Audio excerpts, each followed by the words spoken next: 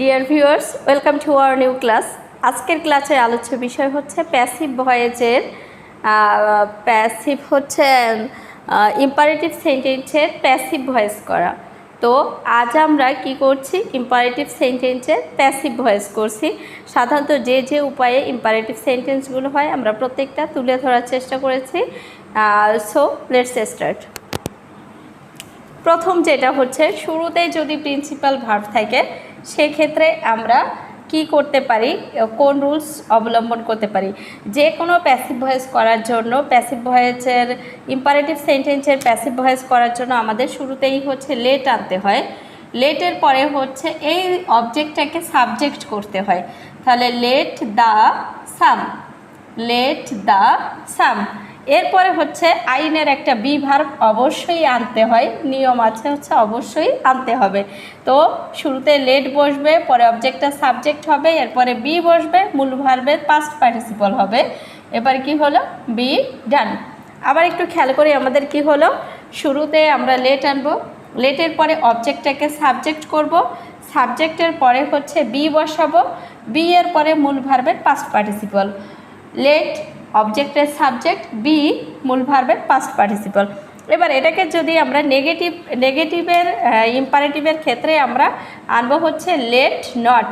শুরুতেই আমরা কি আনবো, লেট নট। যেমন ডু নট না বসিয়ে আমরা কি বসালাম, let not. Let not a noise be made, let not a noise be made. আবার কি করলাম, আমরা কি করেছি, ডু নট না বসিয়ে লেট নট আনবো, অবজেক্টটাকে এখানে সাবজেক্ট আকারে বসাবো, এরপর বি আনবো, মূল ভার্বের পাস্ট পার্টিসিপল করে দিব। এবার যদি আমাদের লেট থেকেই যায় সেক্ষেত্রে কি করব, লেট থাকলেও সমস্যা নেই, আমরা লেটটাকে লেটের মতো বসিয়ে দিব, অবজেক্টটাকে আমরা সাবজেক্ট করব। এখানে অবজেক্ট হচ্ছে কি, problem. Let him solve the problem, তাকে সমস্যাটা সমাধান করতে দাও। তো আমরা লেট কি করতে বলেছে, দ্য প্রবলেম, সমস্যার সমাধান করতে। কার সমস্যা, দ্য প্রবলেম। তো এর জন্য আমরা অবজেক্টটাকে কি করলাম, সাবজেক্টের জায়গায় লেট দ্য প্রবলেম। এরপরে হচ্ছে বি, সলভের পাস্ট পার্টিসিপল বসিয়ে দিলাম, সলভড।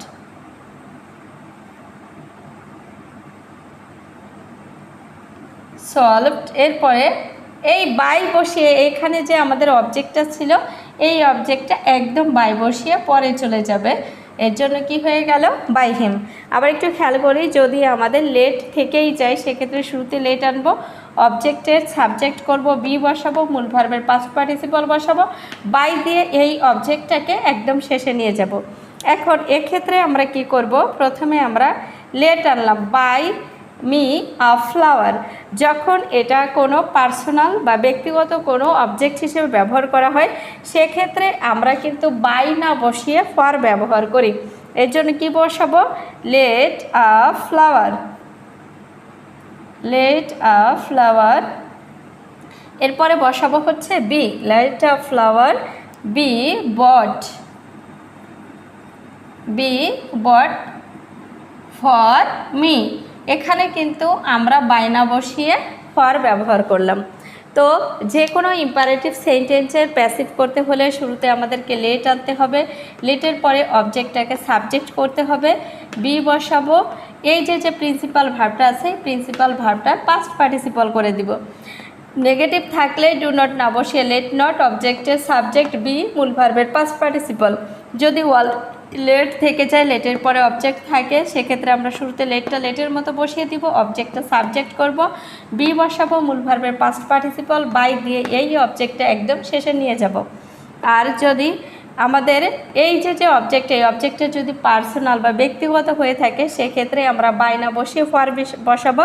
তাছাড়া বাকি এই নিয়মটা আর এই নিয়মটা সেম টু সেম।